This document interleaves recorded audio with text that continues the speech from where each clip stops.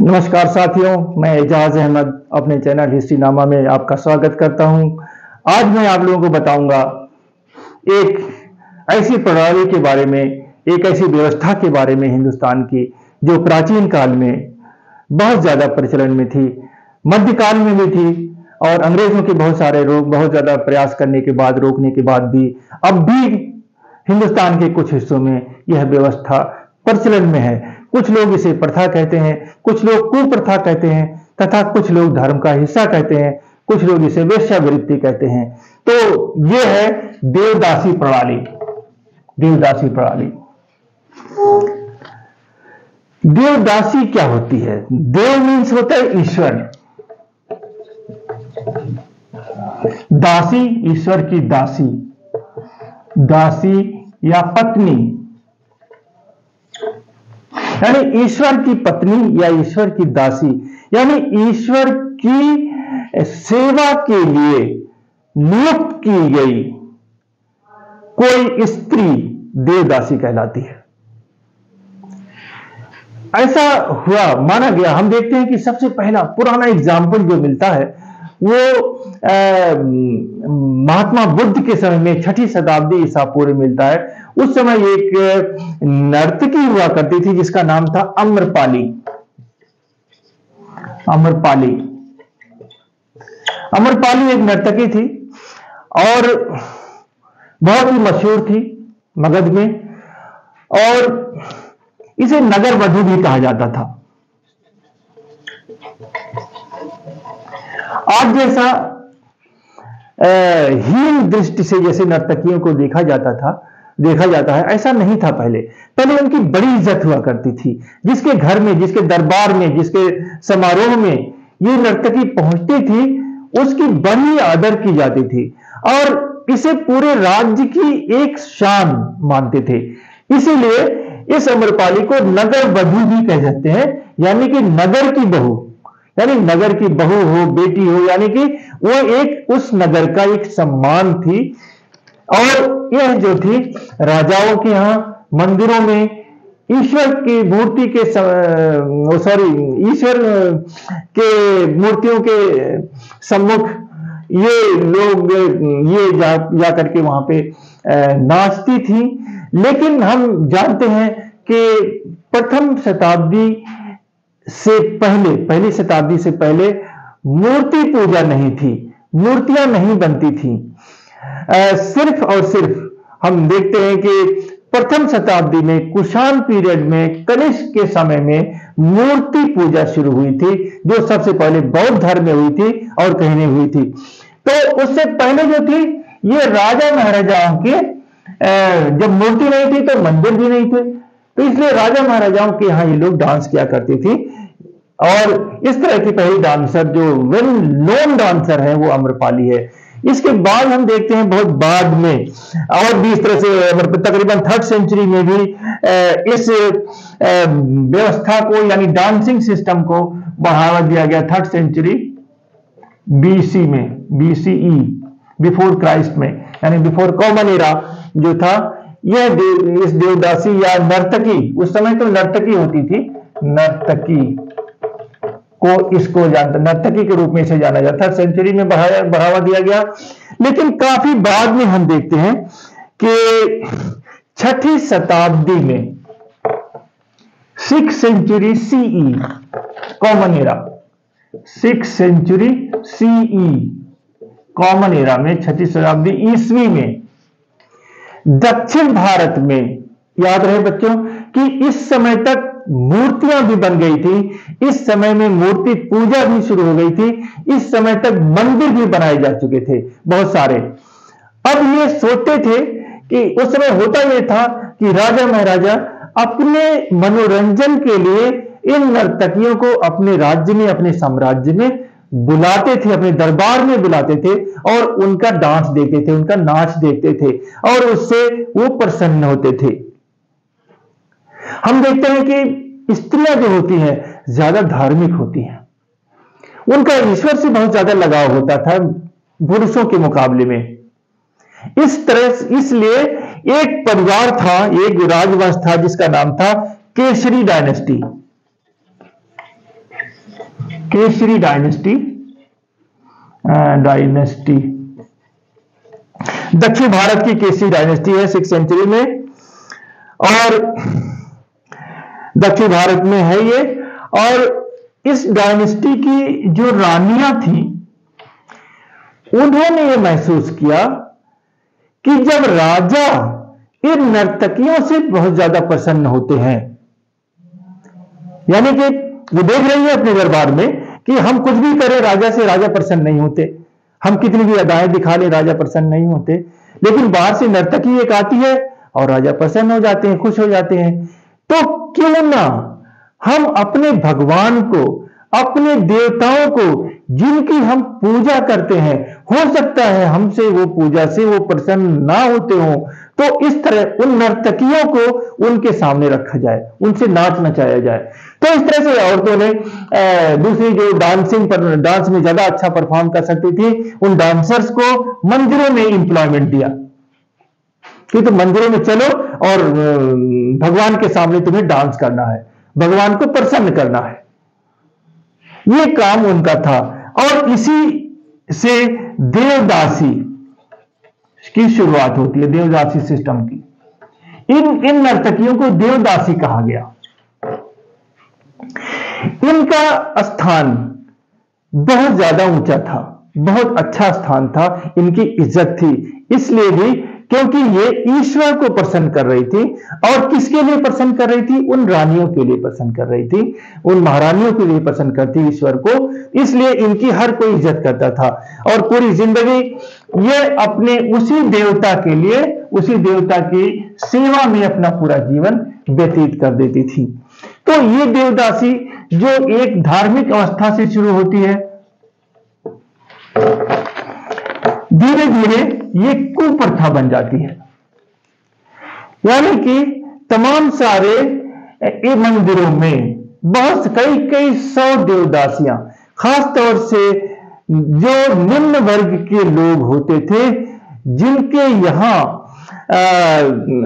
बहुत ज्यादा गुर्बत होती थी, वह लोग अपनी पुत्री को देवता के साथ विवाह कर देते थे। यानी देवता के साथ उनका विवाह करवाया जाता था। बिल्कुल उसी तरह से एक समारोह होता था जैसे शादी विवाह में होता था, उन देवताओं के साथ, भगवान के साथ उनका विवाह करवा दिया जाता था। और इसके बाद देवता का मतलब देवता की मूर्ति होती थी, वो आइडल होती थी, उनके साथ विवाह करवाया जाता था। इसके बाद इस देवदासी को इस मूर्ति के साथ रहना पड़ता था, यानी कि उस मंदिर में रहना पड़ता था। इस मूर्ति की साफ सफाई, इस मूर्ति को कपड़े पहनाना, इस मूर्ति को नहलाना, हर तरह से इन्हें भोग चढ़ाना, तरह तरह का काम करती थी। यानी कि एक एक आइडल्स के लिए, एक एक देवता के लिए कई सही यानी हंड्रेड्स तक, 1000 तक देवदासियां एक एक मंदिर में हुआ करें। जो बड़े बड़े मंदिर थे उनमें अलग अलग की देवदासियां थी जो नाचती थी इनके सामने, तथा इनकी हर सुख सुविधा का ध्यान रखती थी इन देवताओं का। यानी कि उन मूर्तियों का मंदिर में झाड़ू लगाना, मंदिर में धुलाई करना, ये तमाम सारा काम ये देवदासियां किया करती थी। लेकिन याद रहे कि वह मंदिर में देवदासियों के साथ साथ मंदिर के पुजारी भी होते थे। पुजारी,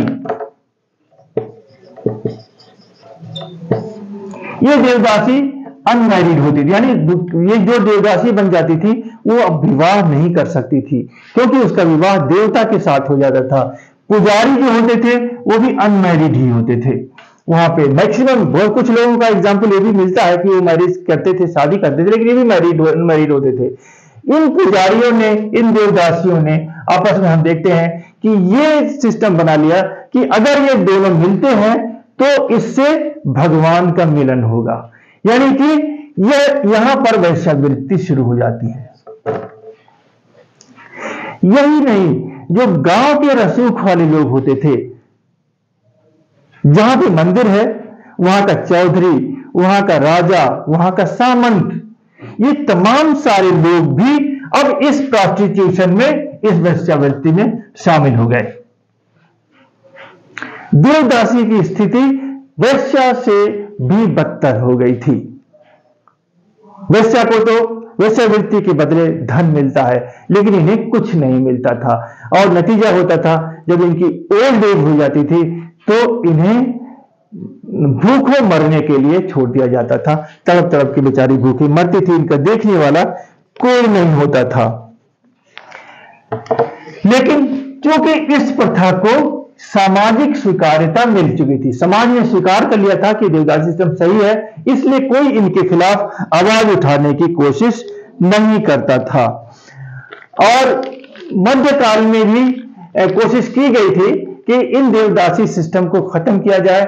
ब्रिटिश पीरियड में भी कोशिश की गई थी कि इस देवदासी प्रथा को समाप्त किया जाए, धर्म के आड़ में जो वेश्यावृत्ति चल रही है उसे समाप्त किया जाए, लेकिन ये समाप्त नहीं हुआ। बहुत सारे कानून बनाए गए। हम देखते हैं कि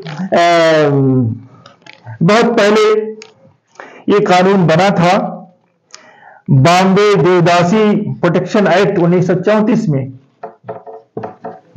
बॉम्बे देवदासी प्रोटेक्शन एक्ट शुरू हुआ था। इसके बाद है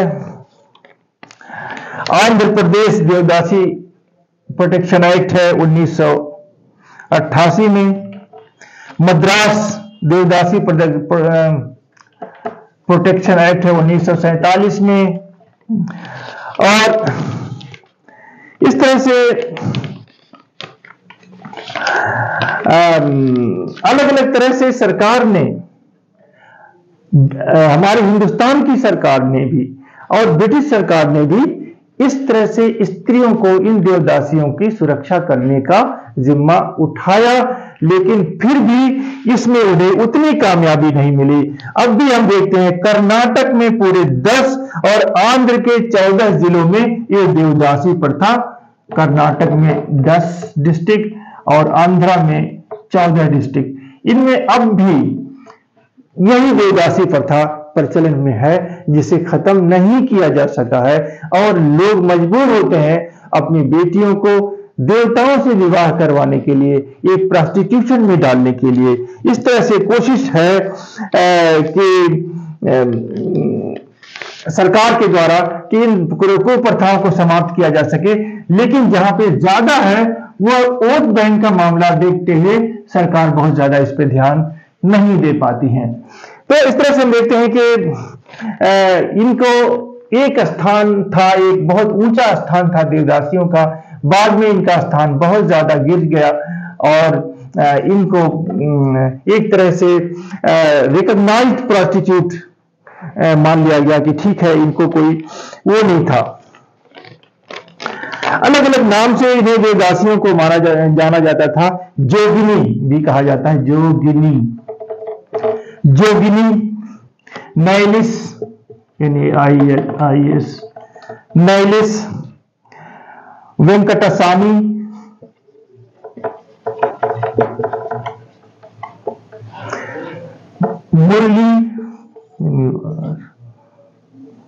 मुरलिस, थेरादियन,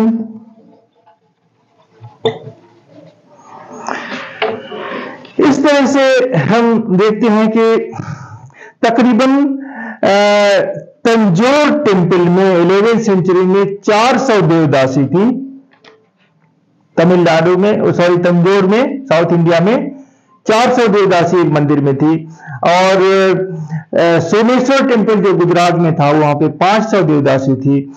और दक्षिण भारत में यह देवदासी की तादाद बहुत ज्यादा है, क्योंकि समय समय पर खासतौर से हम देखते हैं चोल राज्य जो दक्षिण भारत का था, जो कोस्टल एरिया में बहुत बड़ा एरिया भाग राज्य था, उन चोलों ने इस देवदासी प्रथा को बहुत ज्यादा बढ़ावा दिया था। इस वजह से उन्हें इतने आसानी से समाप्त नहीं किया जा सकता है।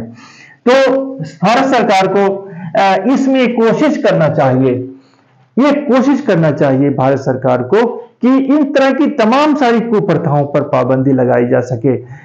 देवदासी व्यवस्था हो या नियोग प्रथा हो या इस तरह की जो भी प्रथाएं हैं जिससे बुराइयां फैलती हैं समाज में, जिससे गंदगी फैलती है समाज में, उस समाज को इन पाखंड से, इन कुरीति से, इस बुराई से दूर किया जाए, धर्म को स्वच्छ रखा जाए। धर्म के साथ कोई बुराई अगर जोड़ी जाती है वो धर्म कुधर्म बन जाता है। इसलिए धर्म की अगर हिफाजत करनी है, धर्म की रक्षा करनी है, तो बुराइयों को समाप्त करना ही होगा। आज बस इतना ही। अगले एपिसोड में मैं और भी बहुत कुछ आप लोगों को बताऊंगा। Thank you.